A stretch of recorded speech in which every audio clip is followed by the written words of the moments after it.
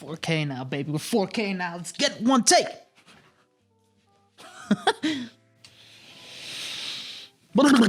Okay, here we go. Okay, that wasn't so bad. 3, 2, 1. 3, 2, 1. Hello, internet people, and welcome to the Jordan Powers Experience. Fuck you, dude. I've been planning on doing something like... I'm gonna get this fucking bullshit over here also. You know, just getting some really interesting fuck you, Powers.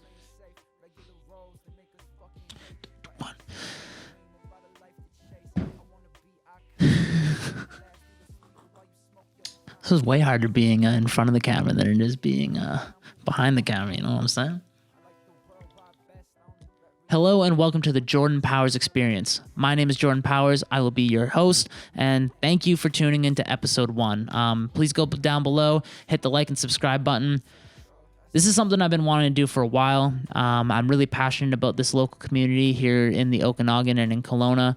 But just beyond that, I'm passionate about conversation and art and media, and I'm just really excited to kind of branch out on my own a little bit, put my face out there a little bit more, build my own personal brand, and just give you guys some content that will hopefully just make you laugh and think a little bit, and hopefully you gain something from it. So this is the start, and I'm starting with my man, Brent Carmichael. Brent Carmichael is a singer-songwriter, artist, entrepreneur, and just overall a leader in our local community here. He's somebody that I admire and respect a lot because he just always chooses positivity over negativity. We get into things like motorsport and diversity and some of his unfortunate experiences that he had when he first moved here into the Okanagan and into Kelowna specifically. And so I encourage people to listen and just to hopefully gain something from this. So I'll just give you a quick shout out from my sponsors who make this possible, starting with Okanagan Cannabis.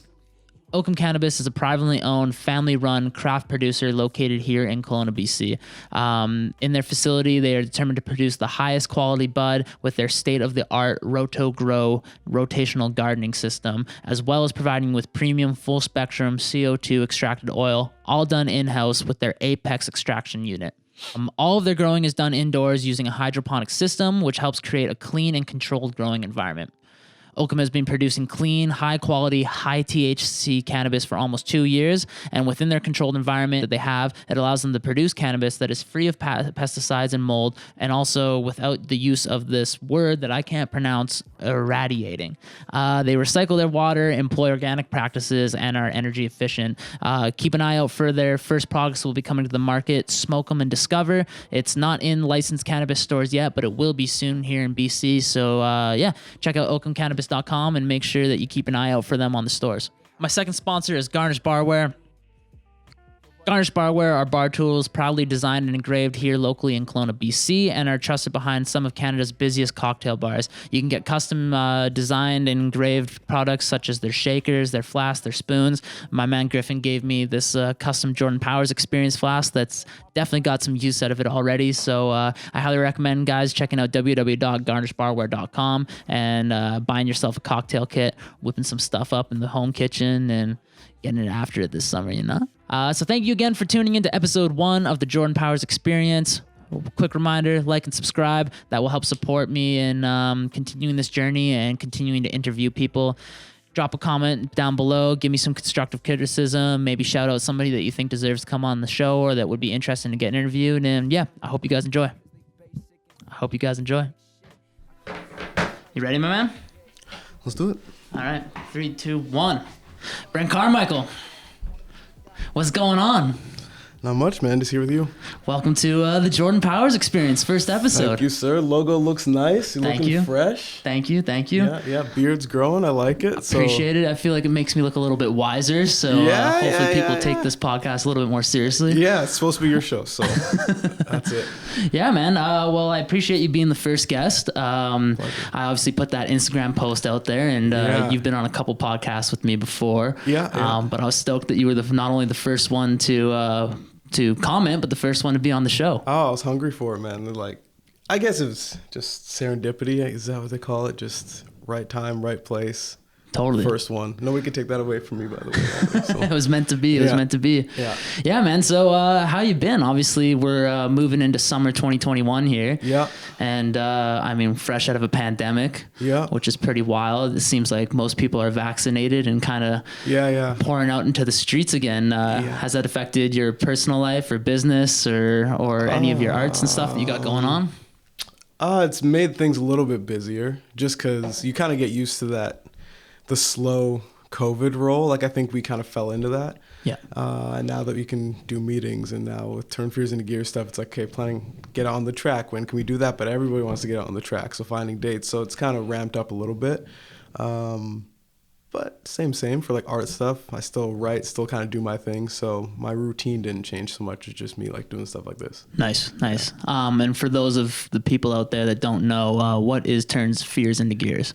Turn Fears into Gears is a diversity in motorsport program. So what I'm trying to do is not only get more representation of underrepresented people, whether it be ethnicity, gender, sexual oriented, whatever, get them into the world of motorsport, understand that they can have a place because it's usually a pretty elite white sport. Right.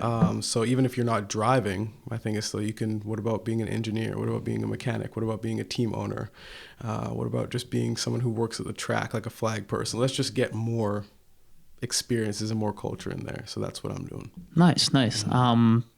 What's the scene in motorsports kind of like here in the Okanagan and BC? Obviously, we have Area 27. Yeah, Area 27 up here, and then Vancouver Island Motorsport Circuit down on the island, Vancouver Island. Those are like the two premier places. So you have some drag strips, you have some, I think there's like dirt oval tracks or something like that around, but those are like the two big. If you wanted to get on a bike, if you wanted to get in a car and actually do some lapping, those are the spots. So those are the two spots I'm trying to work with to make stuff happen. I think when people hear motorsports, like your average person probably thinks of NASCAR, and obviously that has traditionally not been very diverse. Yeah, I mean, we have one, I'm not on the team, sorry, but like, there's one driver, Bubba Wallace, he's actually driving for Michael Jordan's team now, so he's in the number 23 car, and that's brought a lot of positive attention, I would say. And then even with NASCAR, there's like the diversity pit crew, so it's a lot of ex-football players, like say like D1, Division I players in the States. They recruit them to be kind of changing the tires, jacking up the car, because they already have the focus, they have the strength, so they're trying to get diversity in that way. And so that's been something I've been firing off my little nerdy emails to and being like, how can I that's interesting, because I think Sean over at Grey Hearts, shout out Grey Hearts. Yeah. He told me NFL stands for not for long. Yeah. A lot of these guys, they make some obviously decent money for the first couple of years, but then their bodies are broken and there's not many skills and stuff that they can take from football into the real world. But something like NASCAR and being in a pit crew, you're obviously on a team. You have essentially a play where you have to hit a series of movements as quickly as possible and right down to the tee. Training is still there too. Like you still have your team training. They have to get, because those tires are actually heavy. Like when you work with machinery and stuff like that, you realize how weak you are, and it's like, oh, dude, I worked at Subaru before I got into filmmaking and creating content and stuff. And I mean, like you're encouraged to get jobs done, even changing tires. And I'm not moving nearly as fast as those dudes, but I've been going fast and threaded a lug nut on wrong, and then it's stuck on there, and you got to then do this whole process to get it off. And I still have like scars and burns from just trying to do dumb stuff. So how'd you get into motorsports? You're, just to provide some context for the audience out there also, you are one of the most interesting dudes that I have come across. Yeah, and I don't even have a face tattoo, which is I think I first met you as a musician and singer-songwriter. But since I've gotten to know you, you're an entrepreneur, you have a clothing brand. You've obviously, like you said, gotten to turn fears into gear and promoting more diversity in sports like motorsports. We've talked many times about leadership and a role in our community in that sense. Just give me some background on like who the hell are you, dude? Brent. I've been Brent for as long as I can remember. I guess my whole thing with stuff is that I've never wanted to not do something out of like fear. So when I was playing baseball, I got into songwriting just because it was a fluke. Like I was writing in the back of the bus just to kind of like ease my mind. You're trying to get more girls. I didn't have to try, dude. Like it was, that's all good. Like they saw me on the field anyway. No, I was writing in the back of the bus, and then a buddy of mine, his family has some musical connections. So I was just trying to take my mind off, and he was like, "Oh, you should do something with this." I didn't want to. He went behind my back and put some stuff out, and then that's where I got started. So I was down in Vancouver, and I got my first like kind of studio thing. I was like, I can actually like write with these dudes. Like that's pretty sweet. So I kept doing that, and I just wanted to do that for myself and shopping songs like young artists because it was the easiest to get and just kind of like work with. And then athletics has always been a part of my life. So then I was doing that and kind of focus, and then, met you guys and working in film and music and all this kind of stuff. And I was like, I want to get back into like sports kind of somehow, but still give back. So that's when Turn Fears into Gears came up. That's when On Course for Change recently came up for the golf stuff. And then just basically just the basic of helping people has now kind of been my thing. So I think when people see me walking around, it's like somebody called me Mr. Positivity the other day. It's not like I don't have bad days or like I get headaches like everyone else, but I think when people see me, they're just not really sure what I'm doing that day. Like, right. What job are you doing? Because I have like 6 of them. That's how I feel when I see you. I'm like, all right, which Brent am I talking to? Yeah. Like, is he like super on it, is he or is the he artist? super chill? Is he the businessman? Like, so I do it all. I just try to juggle them all, and then that way, even with being a dad, like for my son, like I want him to see all these things and have all these opportunities, because a lot of it is just networking. So he grows up, it's the same as sports. Like if he wants to play baseball, I mean, there's so many people I can be like, hey, like some of my buddies who play hockey, I can be like, now you have this opportunity because of who we know. So I think it's kind of twofold. It's just like keep as many balls in the air as possible.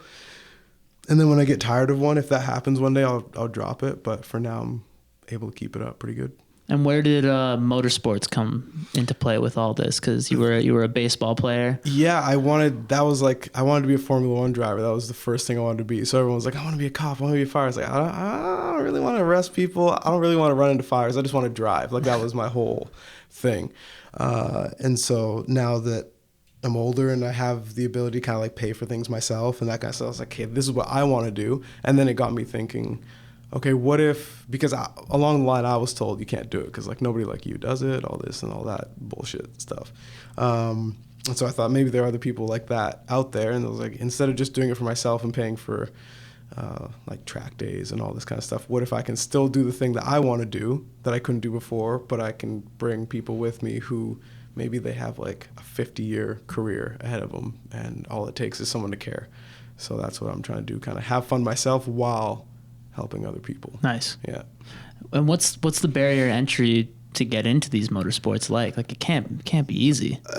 Money is a big thing because you're paying for tires, you're paying for fuel, you're paying for maintenance, you're paying for the track itself. And it's go-karts to start, right? Like when you're in the rookie kind of yeah, leagues? You start like even up here they have a rookie racer program, so they teach you kind of the ins and outs of driving and driving safely and driving with people on a track, and then a little bit about the machine that you're on or in, whatever it may be. And then you move up from there. It can go into, people go into like rally disciplines. You can go on like circuit racing stuff. You can do road racing. But for the open wheel stuff, like Formula One, that's where people really want to be. That's where the bulk of people anyway, depending on where you grew up. But that's considered like the top. And we have Lewis Hamilton right now who is at the top, and he's spoken out a bunch on diversity and not really seeing anybody who looks like him in the pit crews or around.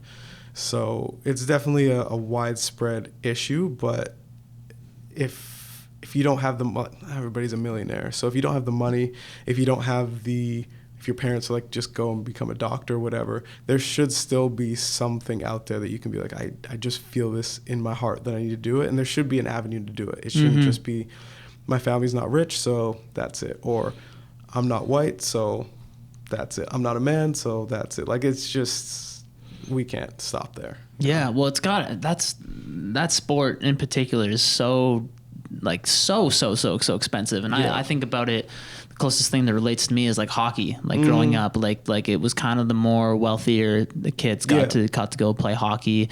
You know, certain parents can't afford the gear and everything like that and get involved, and so you obviously don't see nearly as much diversity in hockey either. No.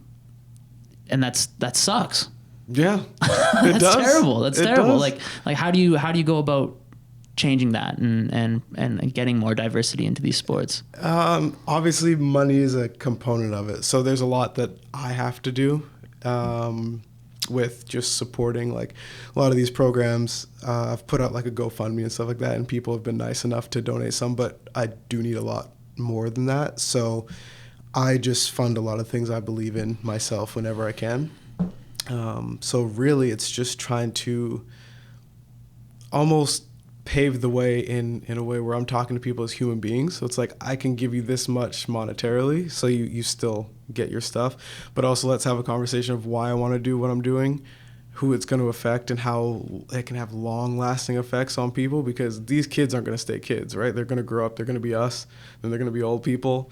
They may have families, their kids may look a certain way or believe in certain things. So it's always an ongoing thing. So I think creating those networking opportunities and starting the conversations, that's where I hope that maybe these companies still need their money, but if they understand, okay, we're actually helping people, it's not just a money thing, that maybe either we can work with the prices, or we can start programs where people like myself or ex-athletes or whatever can provide the monetary stuff, and then we're just seeking out kids. Like, if you have the talent, go ahead and do it. When you make it, pay it back, and then that's kind of the way that we can keep it going, because we do need money to go. Of course, yeah. But I'm hoping I can help make it more human than just no. Like, oh, your card was declined. Too bad, Timmy. Like, that sucks. Like, let's try it out and get it into new places too. Like, let's have a hockey player in Compton being like, hey, do you want to try this? Like, places that people don't connect. Right. Let's just try something different. Yeah. Why not? Well, and it's about time that these corporations put their money where their mouth is, and these organizations, because they all pander to certain different type of audiences depending on what month it is, and it's just like, beyond that month, what are you doing? Yeah. And that's one thing I really respect about you, is that you're constantly putting that message out there, and it doesn't just go past 1 month to the next. It's like, well, I appreciate it. Who do you have on your roster right now, whether it be in the motorsports area or in the golf area? Like, so for the golf stuff, I haven't been able to work too closely with people here in the province. So a few groups in Toronto, which I'll see if they want me to mention, but we're trying to get some stuff back and forth. And then here, I've talked to not only the owner of Area 27, but the owner of Kartplex as well, who does like the karting program. Okay, crazy. And so I have a couple of young women who are ready to go. So I'm just waiting for the dates. Nice. And then they're going to get their little rookie racing introduction. And hopefully I can just keep putting them through. And my whole thing with them was just like, if you enjoy it, first and foremost, like, keep going. But as soon as you tell me you enjoy it, the only thing is that now we have to look at getting to the front. Like, we do have to win, because there's so many. I've already had so many comments, even just on Instagram, where it's like, this is dumb. Like, it'll shake itself out, or like, why are you doing this? Or like, really? Oh, there is diversity. Like, one guy is like, there is diversity. There's first and there's last. And he thought it was funny, but it's like, bro, like, come on now. We're trying to do something bigger than your little I'm sad at home jokes, again, especially in the motorsports sector, like, it's very obvious that you need a lot of money to be involved into that sport. Exactly, and we're just trying to like chip away at it, because right now it's just kind of like some of the donation stuff, but it's just like me and then my family just trying to like do it because we believe in it.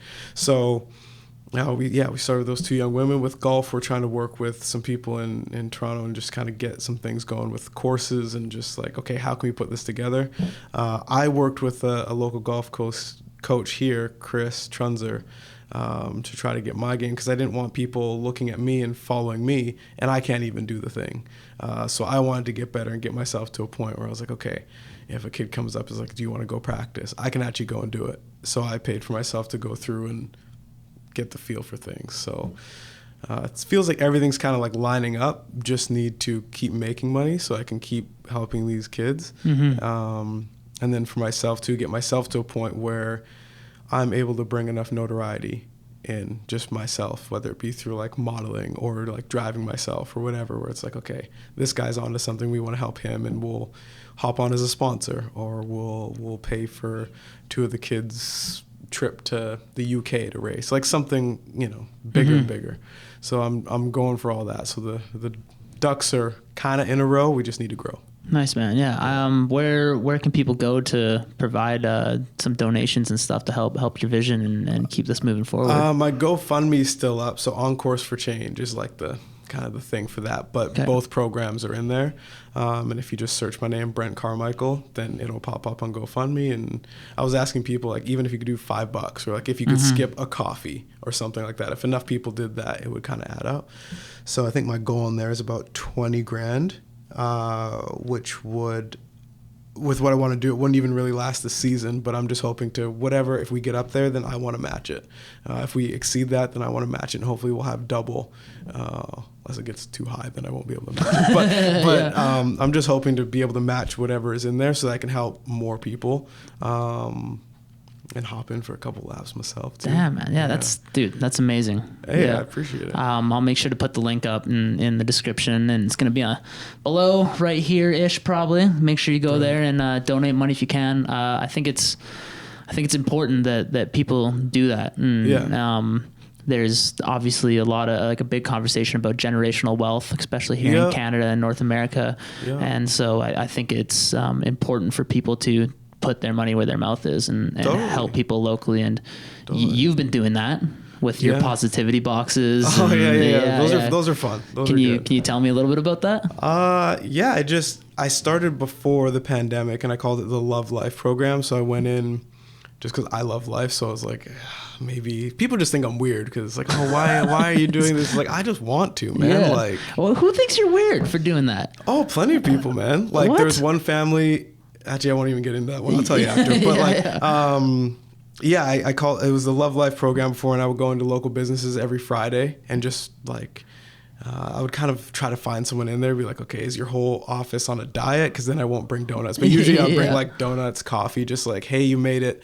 I know the work week sucks for a lot of people. A lot of people aren't as fortunate even as us to like what we do, never mind love what they do. Totally.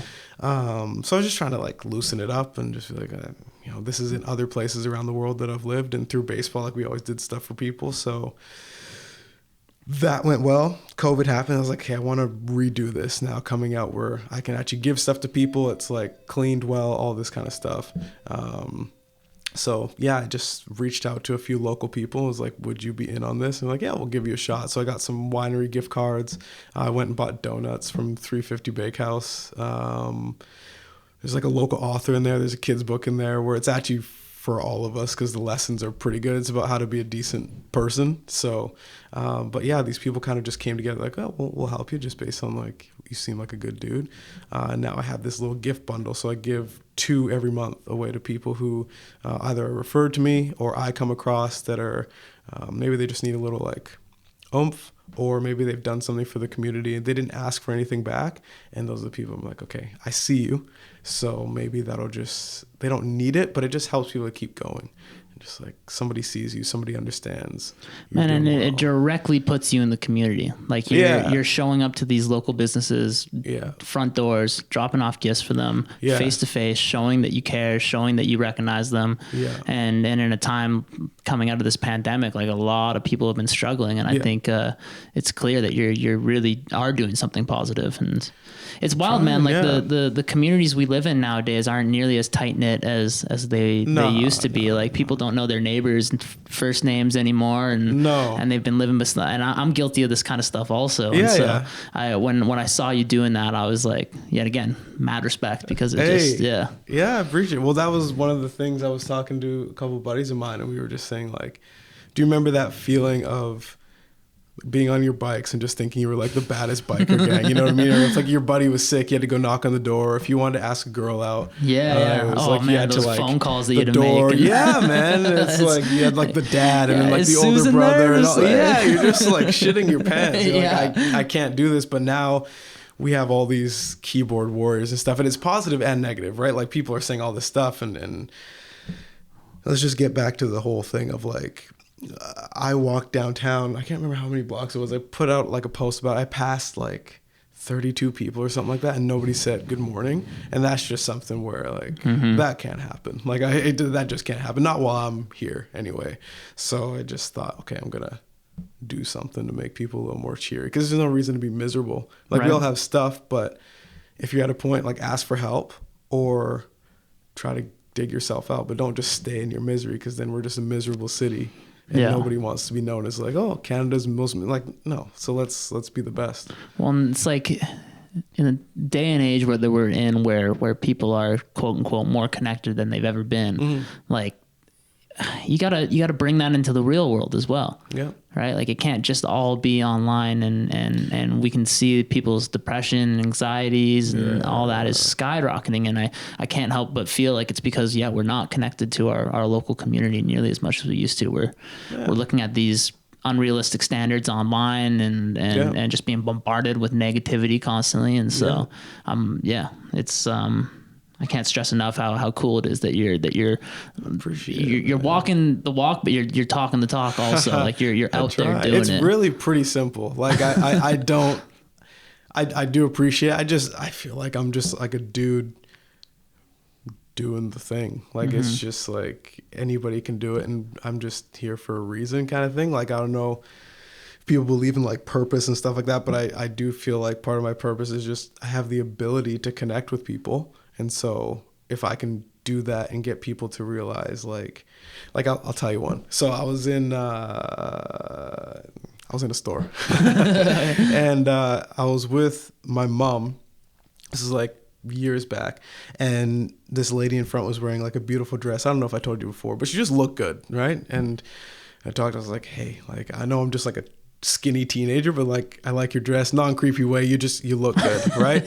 And so she was in front in line. She had like flowers, and I didn't really pay attention, but I definitely recognized the flowers. And my mom was like, oh, that's good, like that's how we raised you. I was like, yeah man, she looks good. So but she waited for us, and then she was like crying at the end, and she was just saying like, I was gonna go home and take my life today.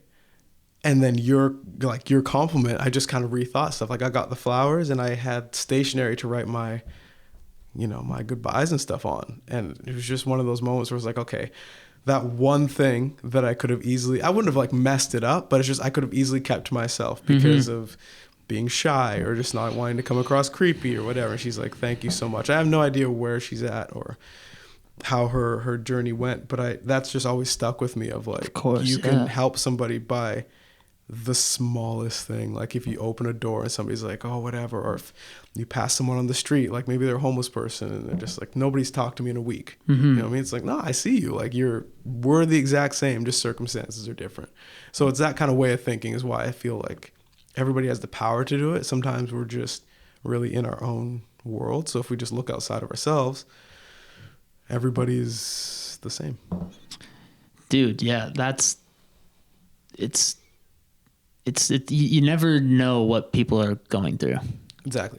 Like everybody puts on the kind of image online and even in public when they show up to work or go to that restaurant or whatever, but they can be fighting battles and demons that you have no clue about. And so if just changing your attitude to being a little bit more positive and pouring that out. Yeah.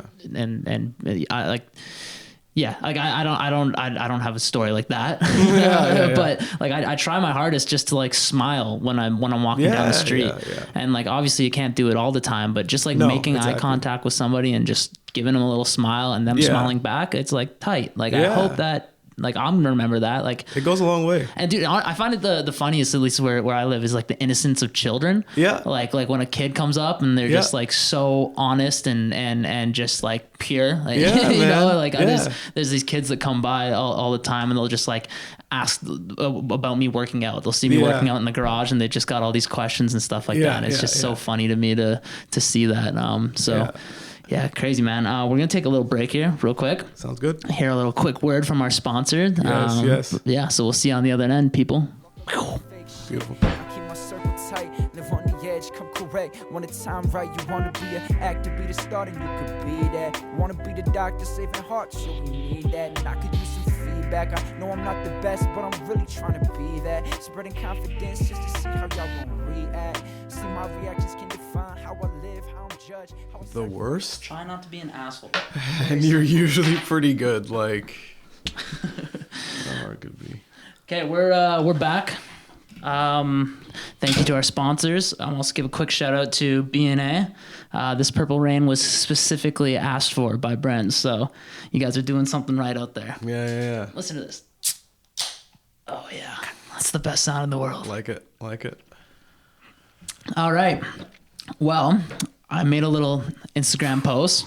This is the first episode. Yeah. So we got a couple questions, but first question from the audience is, what brought you to Kelowna, and is Kelowna your forever home? Sweet. Yeah. My mom... That was from my dad also. brought me to Kelowna. I like that. Like, it just put me on the spot. Okay, so Dad...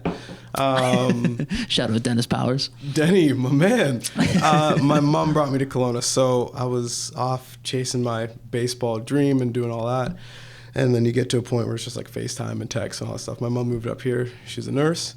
And so I was like, okay, I'll just come up. Because usually in the winters I was in Vancouver. And so that was my thing. Forever home, that's the tough part. Because there's a lot of things I want to do, a lot of places I want to see. And for kind of the realm that I'm in, Kelowna doesn't really allow me to do everything from here. Mm-hmm. But my baby was also born here, so I do owe Kelowna his health and wellness. So I'll be back and I'll always help out in some capacity, but 24/7, 365, probably not. I don't like winter. Yeah, I'm the same boat, man. But I'd like to find a way to like work somewhere else in the winter, do whatever, but still help this community and be a part of it, because it's definitely we have the potential to go in the right direction. I want to see that through for my son. So I've always said Kelowna is going to be my headquarters, and even though if I'm in different spots, like I'll probably always come and be grounded and rooted here. Check in, yeah. When did you move here? What year? When did we meet? We met probably 3 years ago, I think. Okay, I want to say it's been at least like 5 years. At least okay. 5 like dedicated, kind of like here. So like 2016ish. I think. Yeah. Have you noticed a lot of change in just those 5 years, or because I moved here in 2006. Okay. And I was still in elementary school at the time, and it's definitely changed. Insane. Like it's been crazy since then. So I guess HOV lanes have been more of a piss off. No. Yeah, I've noticed more in terms of people, like just to be flat out with it. Like I wouldn't see another black person like walking around now. I think UBCO like helps it too, but I've definitely seen just more representation and stuff here, and just kind of the ways of things happening, like even in the creative sector, like people getting together and that kind of stuff. It seems like now we're setting a new tone. Like before kind of getting into it, everything seems so spread apart. Like if you didn't grow up here, if you didn't know somebody here or whatever, it was kind of cliquey. And I feel like it still is that, but I feel like people like us and in our realm, we're kind of changing that. So I feel that change, like a people change. Yeah. No, I would agree. Like growing up, I often heard that Kelowna was very, very cliquey, and I would have agreed with that. But now I heard somebody the other day, it was telling me that like, it's a shocker to hear that somebody's like grown up in Kelowna. Like they're used to hearing that you're not from Kelowna. And I was like, that was a bit of a change with me. And I would agree that we didn't have nearly enough diversity here in Kelowna and the Okanagan in general as well. Yeah.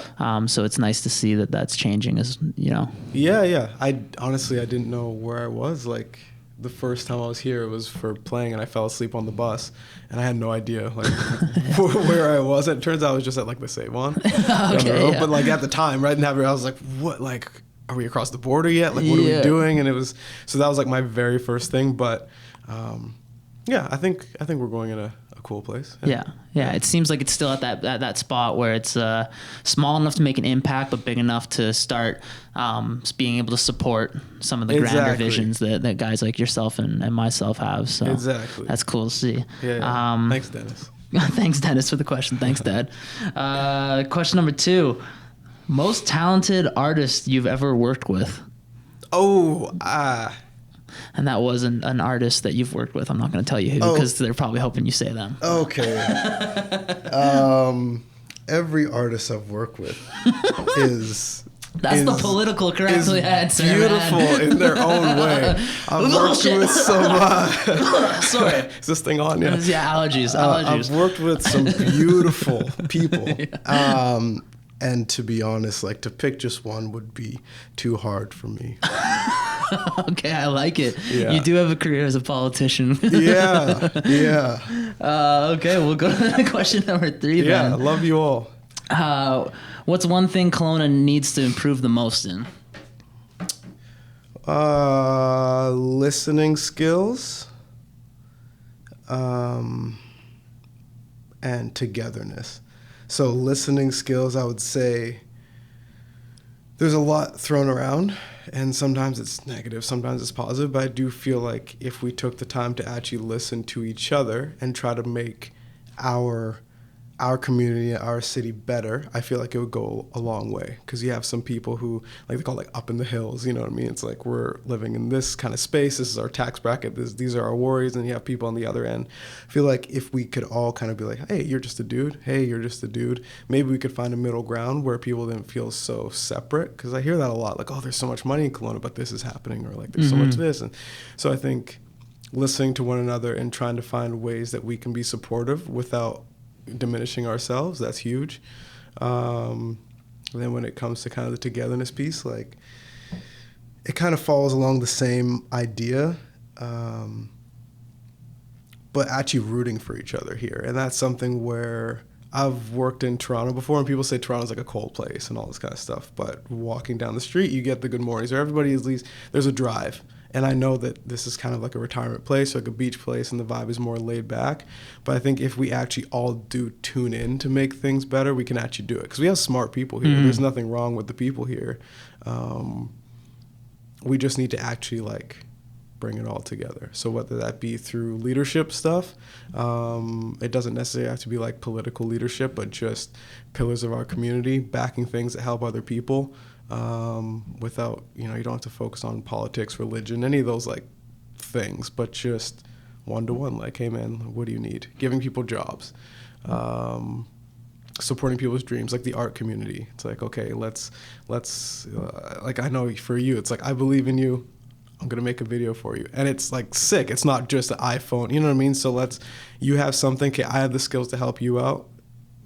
We can swap and we both move on from there. We both move up. I think if we all do that, that puts us all on a bigger spot to where people want to come here. We don't have to go to Toronto or Montreal for our dreams, or like, oh, I got to go to LA, I got to go to New York. If people want to come here, I think if we have that kind of inviting togetherness where we can do anything, those would be my things. I can go on about that for a while, but those are kind of like things that pop into my head just because I'm working with it currently. So. Yeah, and for me, I would say there's no better example of the community supporting each other than the artistic community here in Kelowna.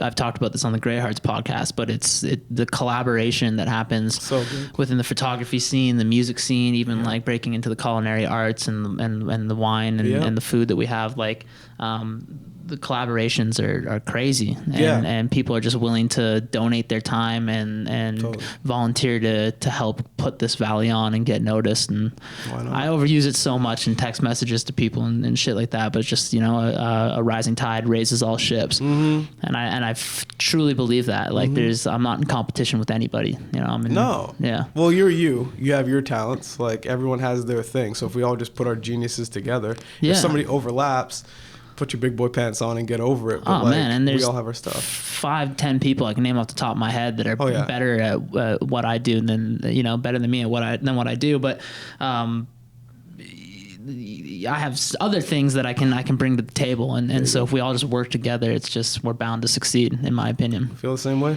Yeah. That's tight.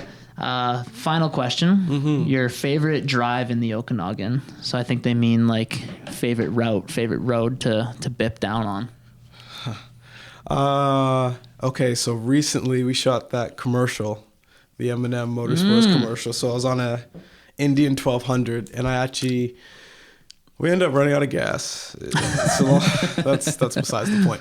But driving down West Side Road was amazing. Like just kind of like flowing corners, and I know it's sketchy, but at the same time, that's kind of why we do it. It's less sketchy now than what it used to be. Also, that's what I hear. Yeah. So if somebody had swept a couple corners for me, that would have been great. But other than that, it was amazing.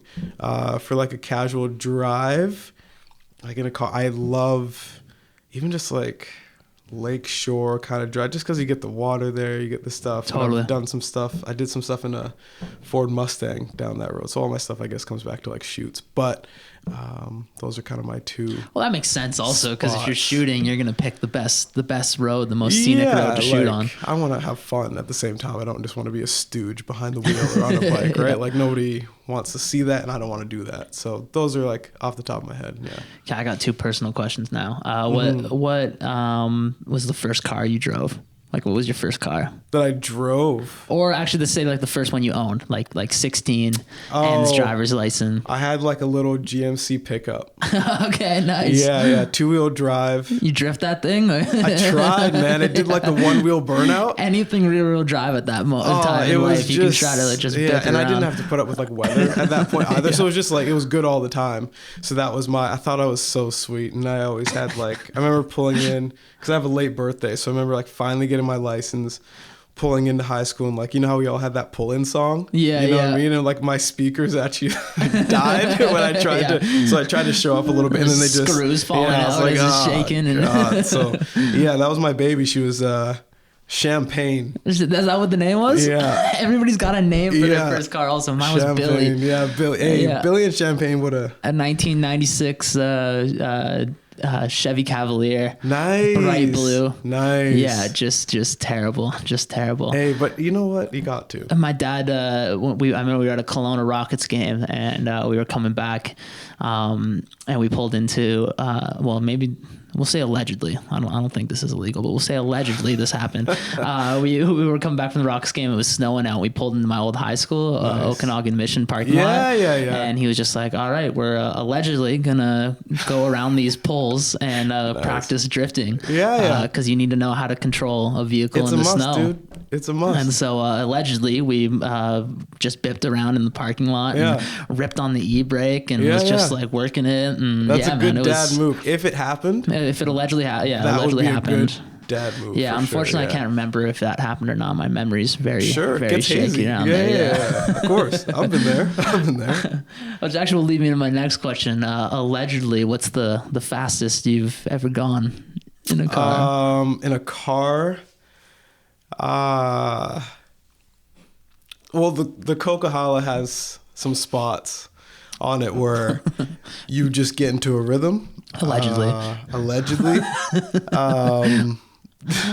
I honestly, I think it was like 170, like 180. Like it was nothing. Like I've heard stories that are way worse. I don't believe you again. So it's like, are we talking miles per hour or kilometers here? It doesn't matter. Okay, now I get. Yeah. But you know, they have some stretches where it's like you just test out the vehicle, right? On a bike, it's definitely been slow. Like bike, it's probably like one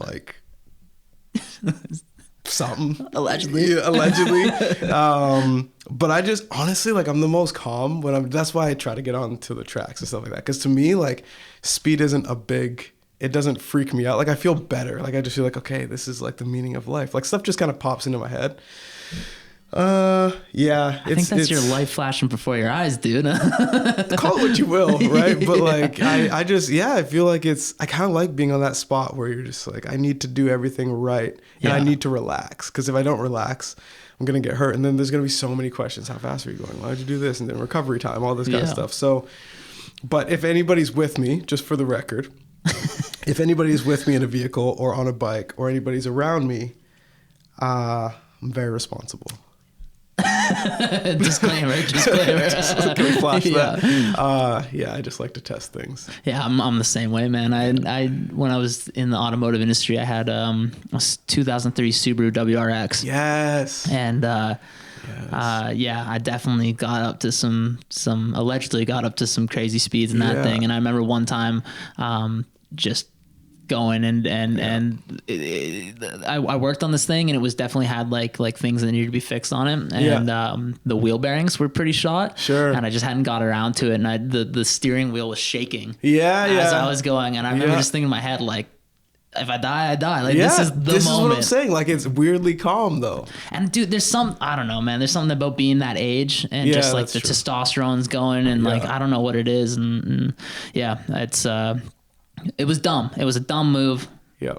I allegedly did it, but don't do it out there, people. Yeah. Yeah. Don't do it out there. It's not worth it. Yeah, any recruiting police officers, I will do a free keynote for you if you want. That's fine. Yeah, crazy, man. What do you like driving more, like bikes or cars? I'm a big sucker for bikes, man. Yeah. Like my goal is to build my own of each. So that's kind of my thing, but I love bikes. Your own what? My own car and my own bike. That's like okay. my life goal. But in terms of like riding, I feel like you have to say a bike. Like it's just I've never been on a bike, so I don't know. Oh, it's just like have you been on a horse? No, Dumb. no, I've never been on a horse either. Okay, we got to get you on both. We'll talk. Okay. But it's just that thing of like you're like kind of harnessing power. You know what I mean? Because it's just like in the wrist, and then it's just your body position, and being on a track is a little bit different. When you're moving your body, yeah, you're connected. You're connected more. to it a bit more. Yeah, That but that's why I sense. like driving stick too, because it's kind of like I feel the same way. It's just I feel connected to what I'm doing, and I feel like I pay more attention as well. Like there's no room for. I hate being in bumper to bumper traffic when I'm driving standard, and because it's just like, even on like a slight incline, like going up like into Glenmore or something, it's like this bastard better not get too close to me in the back, man, no matter how good I am with this. But I think bike would be my top. But honestly, with what I'm doing now too, like I have a life for both. So if somebody's like, you can get paid to ride a bike, you can get paid to drive a car, I won't complain. Like I love them both. And so the commercial you were doing with Jaden was for M&M Performance? Yeah, we did a spec ad for them, and so we featured their Indian motorcycle, FTR 1200. We had a Polaris side-by-side, or not, a quad in there, and then buddy brought his Tacoma out. We actually had some Purple Rain out. Hey, there you go. Shot at Greyheart. So yeah, we put this thing together, and we just wanted to tell a story. And I was the guy with like the license as well. And I just first ride of the season too was the 1200, so I just went for it. It was really good, man. It was a dope commercial. It was awesome. Like Jaden did, that was his like, because I was obviously on the bike, so I'm just like, okay, if you want it here, I'll try to put it here. Whatever. Shout out Jaden Reed. Yeah, you crushed that. Yeah, he's buddy. But it was just a cool project, and we want to do more. We want to get out in the water. We want to do some cars. We want to do different stuff, and then we have some different stuff planned for our own vehicles and kind of getting those ready and trying to make kind of a presence here too, where we can get some car meets going and get people who enjoy that kind of stuff to come together. And maybe it's another positive thing that we can do with a little diversity element too. Just cause let's make it an even playing field and do what we enjoy, because we'll do it longer, right? If we were doing something random, we would drop it. It's because it's so much work, and then you're not getting this, you're not getting that. But if we're going to put energy out, it may as well be something we love. And that ad was our first one working together. So and it's so important for people to visually see their heroes represented as somebody they can relate to, right? And so seeing you on the bike, and I'm sure a young man or woman growing up is going to be like, they can see themselves in you. And it's not happening enough in motorsports, like you were saying. And no, I mean, it's so spread out. It's very few and far between. So for me, like, that's why I was saying, like, yes, I want to do things myself and I have my own goals, but I always want to have that trail that I can leave of like, either you can follow the steps that I did, or because I went through some of the things, it makes it easier for you. And that's something I learned from even financial planning for people out there, even like young athletes or whatever.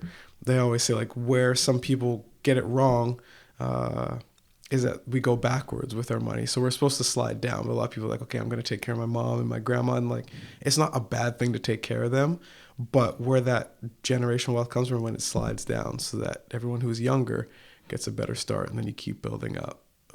So that's what I'm trying to do. It's enjoy, but always pass something down the line, so that whether it be my family or just youth in general, even someone like a year younger than me can just be like, okay, next year I can be that or do that. So just try to be a leader. You had a moment in Kelowna, if you don't mind speaking about it, where you were in Save On Foods and somebody scratched something onto your car. Oh yeah. Do you mind talking about that and providing some context to that? Because that story, like, honestly, it fucked me up when I first heard it. Yeah. And it fucked me up too, actually. Of course, of course, man. Yeah. So yeah, I had left my truck for a little bit, and I was getting something for my dog. I think it was probably food or a treat or something like that. But anyway, I came back and it just had no N-words allowed. Was on my truck, and that was, I don't know how long I had been here at that point, but it was like pretty early on, and that was the thing where I was just like, okay, I guess I'm out. And then I obviously flipped it. I was like, no, I'm gonna fight back against. But yeah, that was one of my welcome to Kelowna moments. And I don't know if somebody saw me get out of my car and just figured like, okay, I don't like him, or I don't like what he looks like, and I'm gonna do this. But even for me, I called about it. I called the cops and was just like, okay, what do I do with this, or that kind of stuff. And one of the questions I got was, did you do anything to like aggravate somebody? And that just kind of put me in a place where I was just like, man, no. You know what I mean? Like, why would that have to be one of my questions? Like, I told you what was written on the side of my truck. You know how that word in particular affects a lot of people, but especially people within my group. And it's just like, I didn't do anything to anybody. All I did was get out and walk. So that was one of the things where I decided like, okay, I'm going to make sure that I am always pushing for myself, my family, because I do want to be safe. Like, I've had conversations with my mom after some of the stuff that happened in the States, and she was, because I go out running, like I go out and ride my bike, and she was just saying like, I don't really feel comfortable with you doing that here, even in Kelowna. Like, I don't know what's going to happen, or like, tell me when you're at work, or tell me when you're at home, or whatever. And that's heartbreaking, because a lot of people see this as a very easy place to be, and it hasn't always been the case for me and friends of mine. I've been pulled over at a green light here before, just because, you know what I mean? People are like, oh, are there any smells in your vehicle or anything like that? And that's the kind of stuff where it's not everybody, but it happens enough where if I see someone else and it's like, okay, you look a certain way, you don't have a story like that. I look a certain way, I have a bunch of stories like that. It's hard to then be like, oh, it's just coincidence. You know what I mean? Like, every time I go through for flights back when we used to be able to do them, I always get stopped for security checks, and they're supposed to be random. It's just stuff like that like, they're the constant reminders that you're different, and it starts to feel like you're different and you don't belong here. And then that goes on to, you're different, you don't belong here, you should leave. You know what I mean? And it kind of feels that way. It's just, you know, there are no products for your hair here, or doing modeling shoots. It's like, you have to bring your own kit because we don't have your shade here, when you could easily go out and you're a modeling, you know what I mean? Like, so just stories like that from me personally, and then people around me.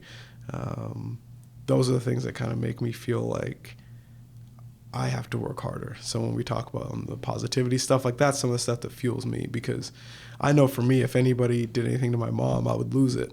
You know, if anybody did anything to my son, I would lose it, because it's like, they're innocent. Like, I just, you know, so I would rather take the things I know they're not right, but I try to put out the energy so that it doesn't happen to them.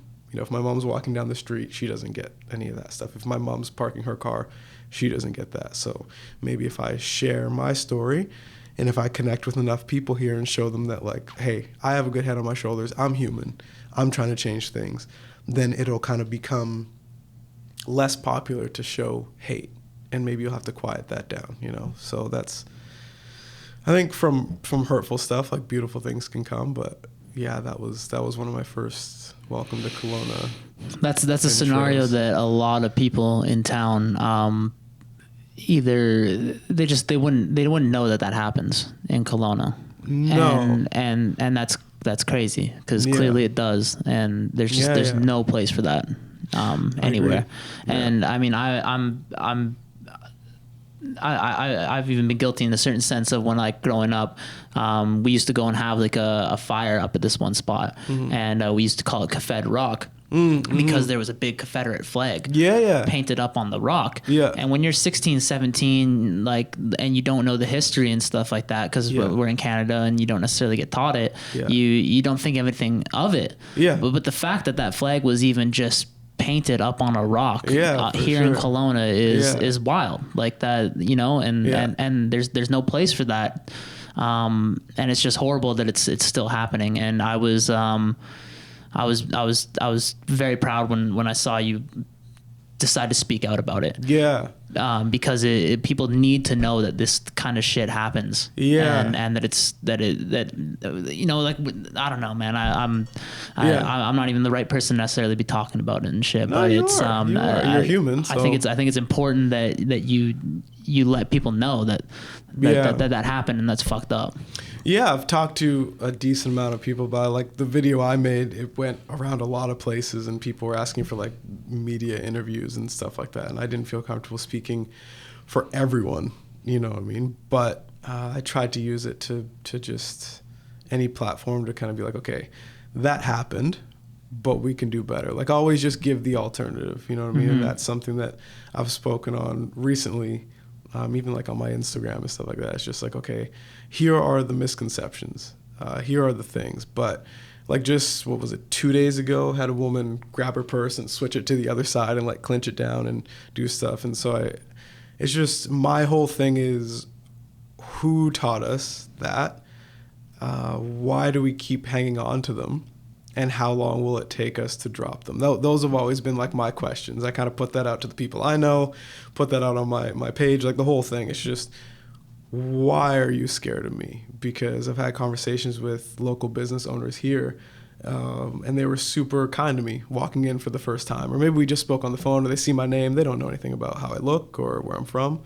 And I just thanked them, like, you know what, like, you were really cool. Or like, their kids were in and they just came over, grabbed my hand, like, I want to show you this. And it's like, you're doing something right, because you'd be surprised at times I go to a park and like kids just like run away. Or, you know, going through a Superstore recently, a girl asked her mom, like, what happened to him? Like, did he get burned? Or like, I've had a girl lick my arm and be like, he's made of chocolate, like, come get some. Like, people don't educate at home. And I get that maybe you don't see people that don't look like you when you live in certain cities, and maybe this is one of them where it's predominantly one way. But at the same time, I really try to go out of my way to applaud the people who I can see their kids are like unfazed, you know, because I had one young man come up to me and be like, you know, I feel like you go through a lot because of the way you look, but I think you're beautiful and I think you're cool. So I like hooked him up with, I gave him like some hoodies, and I was just like, nice. What do you want? Like, do you want like gymnastics lesson? It's on me. What do you want? Damn. But there's a difference, right? And I just feel like if we're doing stuff in our personal lives at home and asking ourselves questions like, why do I feel threatened by this person? You know what I mean? Because there may be a certain energy that I walk into a room with, but that's just because of who I am and like what the confidence I have in myself. But I've never taken anybody's purse. I've never like gone after anybody in an elevator. And yet in these situations, I'm the one faced with like, if anybody had to do anything, it's going to be that guy just because he looks a certain way. Yeah. When that, to me, it kind of belittles not only myself, but my mom did a great job raising me. You know what I mean? Like, my whole family, like, we're good. We're good to go. I'm a good dad. So all this stuff that I do that contributes to society and all that stuff, for you to reduce that to, I'm going to be after your purse, how do you know that I need your purse? You know what I mean? Maybe I can buy you 20 of those purses. But if you just see me as a person, that's where I want us to get to, where it's not that race doesn't exist or anything like that. I don't know if that's going to happen, but just the thing of we can just sit down, chop it up. If you have a question for me, ask me respectfully, but don't assume, because I don't walk around assuming. How am I supposed to do that here? And I go, you have blue eyes, so doesn't mean anything. You know what I mean? If you come after me, then that's us. But if we're walking down the street, I say hello. It's not threatening. If the guy behind me looks a different way and says hello, you talk to him and not me. There's a conditioning there, and I want to know why you hold on to that.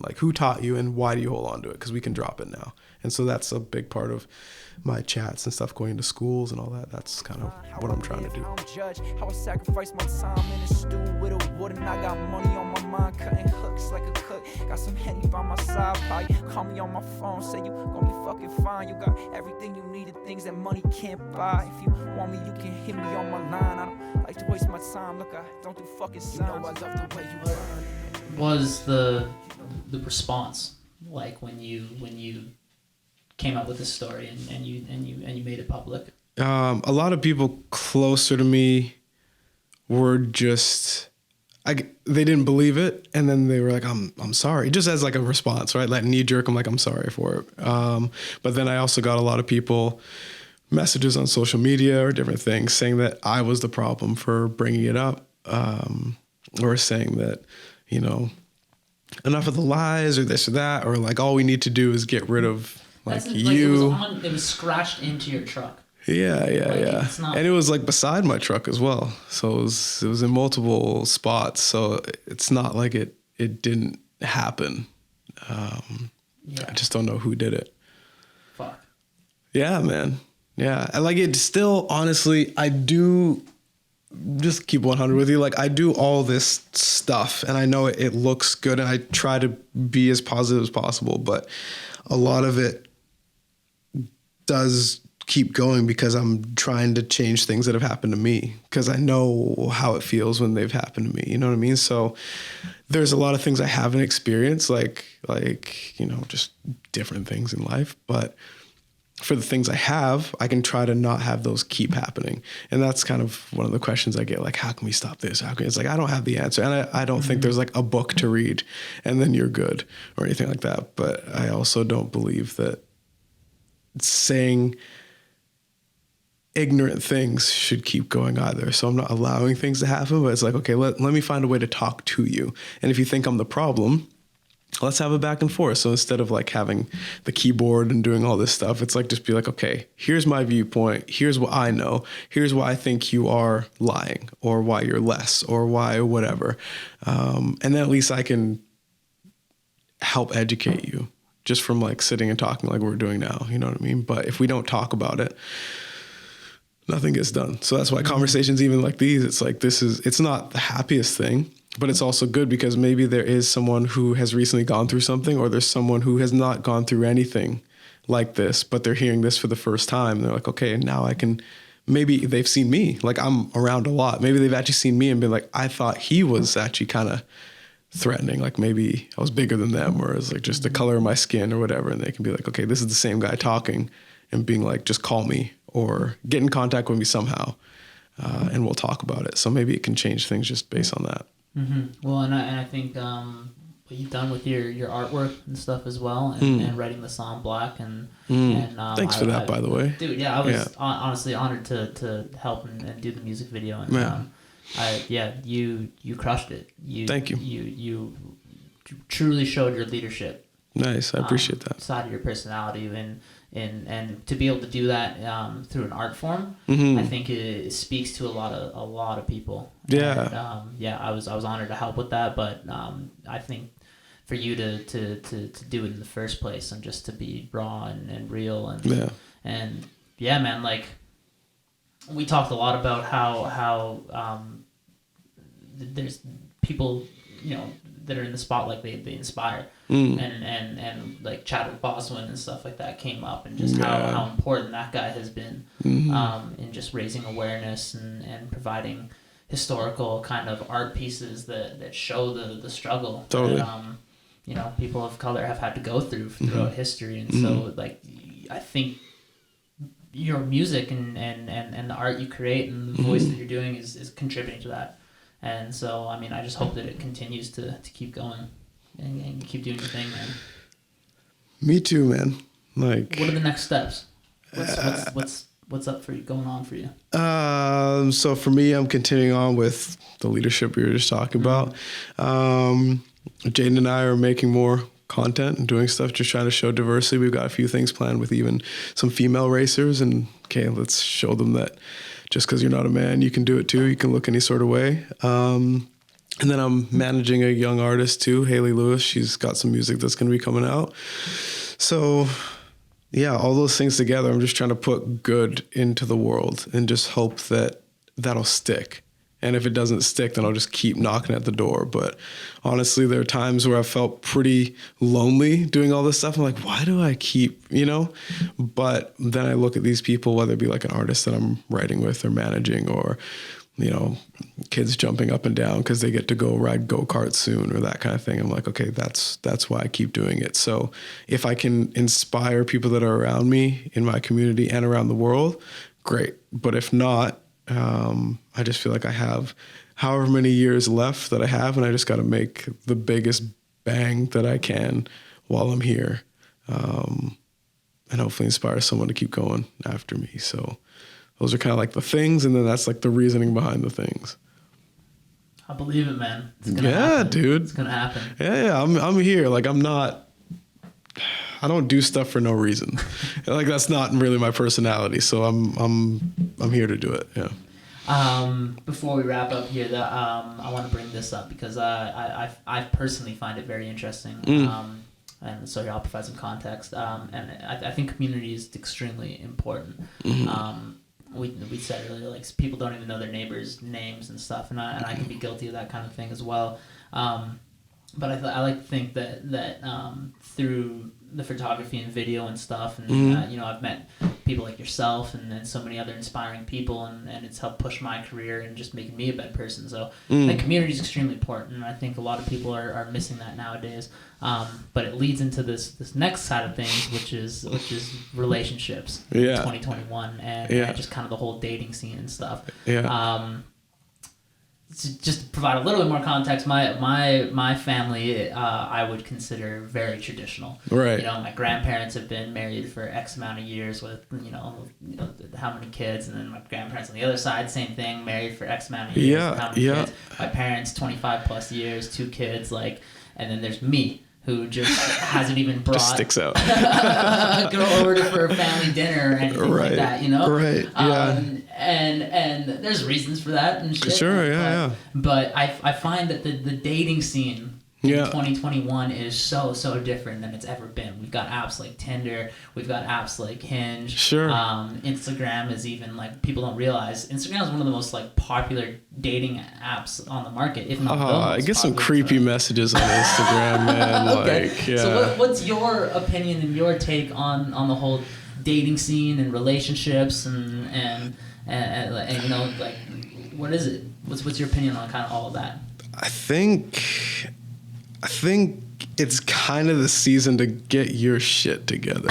Okay, you know what I mean? Like summer 2021? Well, you should have been doing it for a while. I heard it's hot boy summer 2021. Of course, it's fucking hot boy summer. But then apparently now it's not. Now apparently it's hot girl summer again. They get it 2 years in a row.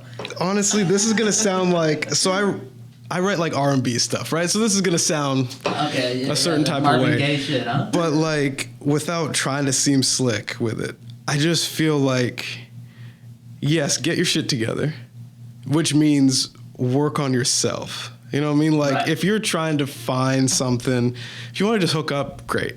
Do you, be safe, okay? But if you want something more and people are struggling, work on yourself, figure out who you are, figure out what you can bring to the table so that you're eye to eye with somebody. Find your opposite. I'm a huge king and queen guy. Okay. So I'm a king. If you're not a queen, fuck off. What are we doing? What's the point? I'm not fucking with princesses and little. It's king, queen. So if you kind of vibe with that, great. If you don't, I understand, right? You're not there yet. But for me, figure out who you are, go for it. The apps, honestly, dude, you know, Oh, I know. There oh, I know those apps. There are people, what I was going to say is that there are people out there who don't know who I am because I'm pretty private. So for me, the apps and stuff have never come into my realm. But just figure your shit out. Be a good person.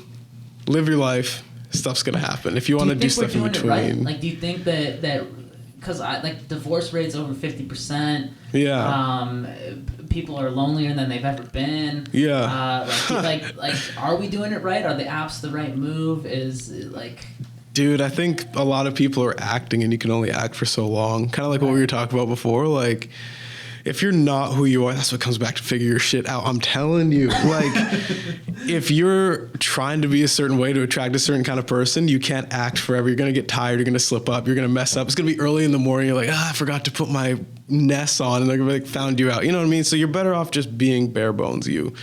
Are we doing it right? I don't know, man. Like, were the cave people at 50% too? Like, was it like, you didn't bring home enough meat? It's like, listen, Betty, I'm off to the next cave. You know what I mean? Like, have we always been doing it? Like, dude, chimps? Like, I don't know. So yeah, I don't think so. Cause like, I mean, at least traditionally, I think religion caused a lot of people to stay together, right? Sure. Like, it was kind of against their religion too. Sure. And, there's probably more atheists nowadays than there's ever been. Sure. So I don't know. But even that falls into like desire. So just because you're not scared of being, smited now, right? Was the desire still there way back when you're like, the church won't let me, right? But I still want the other cave. You know what I mean? So. Yeah. That's where I'm so fascinated by it all, because like, I don't know, man. It seems to me like, just with people's attention spans and everything, it's just getting shorter and shorter, and these apps that we're using, that relationships are becoming less about building something like strong and meaningful and more about just that quick kind of fix, and I just don't know if that's healthy moving forward. I think that's just where we're at communication wise, because if we talked about like racial stuff, we talked about community leadership, it's the same people making the same, it's not like you're dealing with a different group. So we're thinking the same way across all these things. So if you're floundering or you're unsure or you're searching for something, you're like, the other person will do it. Like that group mentality. It's like, somebody else will fix me. It's all good. Right. How's that supposed to really last? And then you add the normal stuff of growing up, like, like 18 years old. Yeah. You're not mentally stable all the time. No. Right? So it's like, you're not making great decisions all the time anyway. So if you add like never kind of being pushed past that, now you're like a 35, sorry if this is you, you're like a 35-year-old man who acts 16. You're like, oh, these abs. It's like, man, it's you. Right. You are the problem. So like, I hate to be that guy. It's a Saturday, the sun's shining. I don't want to be a Debbie Downer, but it's just like, we got a long way to go in like a lot of things. So if you find someone that, man, do your thing. It depends what you're looking for. Like, I can't even like, be happy. Oh, you heard it here first, folks. Do your thing. Be happy. Be happy. Stay safe. If your happy place is some freaky shit though, like don't mess this up for everybody, man. Yeah. All right. Well, Brent, thank you, man. I really appreciate you being the first guest. This is great. To have you on again when things are a little bit more smoother, and hopefully I'm a little bit more comfortable in front of all these cameras and lights and shit. But you did great, man. You did great. I appreciate it. Real quick, just one last time, big shout out to our sponsors, Oakham Cannabis. You can check them out. I'll put their Instagram and their website in the link. And then my man Griffin running Garnish Barware. You can pick up some cocktail kits from him on the website and get creating some cool shit for your Tinder date when you bring her back to the place. Also, big shout out to BNA, providing us some Purple Rain, some Liquid Confidence, and might as well shout out the OGs, Greyhearts Denim while we're at it. My man Brent Carmichael turned fears into gear. Turn fears into gears. One last time. Yeah. Can you tell them where to find you at Turn Fears into Gears. That's pretty much everywhere. Brent Carmichael, I guess. Oh no, Twitter, I shut it down. Don't try me on Twitter because that's too much. Maybe that GoFundMe page. The GoFundMe, On Course for Change, and then under Brent Carmichael, so you'll find my name, or if you use that title, On Course for Change, there's a big write-up about what I'm doing, so that if you didn't really understand it or I didn't dig deep enough into it here, you can read about it and then decide if it's something that's for you or not. Straight up, hit them up. $5-10. It's a bloody Starbucks coffee nowadays. You spend yeah. that shit all the time. So Yeah. get out there and do some real with that money. Exactly. Wake up early and get it done. Let's do it. Thanks, man. Thank you, bro. Much appreciated.